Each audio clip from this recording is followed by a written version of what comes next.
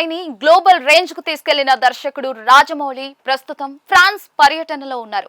తన పాత సినిమాల స్పెషల్ స్క్రీనింగ్స్ కోసం యూరప్ వెళ్లిన ఆయనకు అక్కడ ఊహించని రేంజ్ లో మంచి రెస్పాన్స్ వస్తూ ఉంది.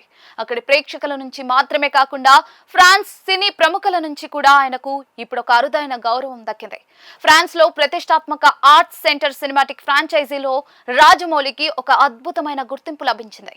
ఈ ఆర్ట్స్ సెంటర్ లో ఎంతో ప్రత్యేకమైన హెన్రీ లాంగ్లోయిస్ హాల్లో ఏకంగా ఆయన పేరుతో ఒక పర్మనెంట్ సీట్ ను కేటాయించారు. ఒక ఇండియన్ ఫిల్మ్ మేకర్ కు ఇలాంటి అరుదైన గుర్తింపు దక్కడం నిజంగా ఒక స్పెషల్ మూమెంట్ అని చెప్పుకోవాలి. ఈ కార్యక్రమం ఏదో ఒక సాధారణ ఈవెంట్లా కాకుండా అక్కడి దిగ్గజ ఫిల్మ్ మేకర్ చేతుల మీదుగా జరగడం దీనికి మరింత వెయిట్ తీసుకొచ్చింది. ఆస్కార్ అవార్డు గ్రహీత అయిన ప్రముఖ ఫ్రెంచ్ దర్శకుడు కోస్టా గావ్రాస్ ఆధ్వర్యంలో ఆ సంస్థ నిర్వాహకులు రాజమౌళికి ఈ గౌరవాన్ని అందించారు. అంతర్జాతీయ స్థాయిలో పేరొందిన ఒక అగ్ర దర్శకుడు తెలుగు డైరెక్టర్ను స్వయంగా సత్కరించడం చాలా పాజిటివ్ విషయం. తనకి దక్కిన ఈ అరుదైన గౌరవం పట్ల రాజమౌళి కూడా చాలా ఎమోషనల్ గా స్పందించారు.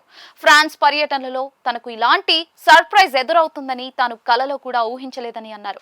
తనకు దక్కిన ఈ గుర్తింపు పట్ల ఎంతో ఆనందాన్ని వ్యక్తం చేస్తూ ఆ సర్టిఫికేట్ అందుకున్న ఫోటోలను అభిమానుల కోసం షేర్ చేశారు.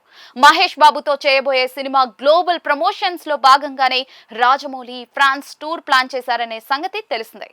ఇప్పుడు ఇలాంటి ఇంటర్నేషనల్ ఆర్ట్స్ సెంటర్లలో ఆయనకు లభిస్తున్న ఈ గుర్తింపు చూస్తూ ఉంటే ఆ రాబోయే భారీ ప్రాజెక్ట్ కు ఇది ఒక సాలిడ్ బేస్ క్రియేట్ చేసేలా కనిపిస్తూ ఉంది. విదేశీ మార్కెట్ లోకి ఎంటర్ కావడానికి ఇలాంటి పాజిటివ్ వైబ్స్ ఎంతగానో హెల్ప్ అవుతాయి.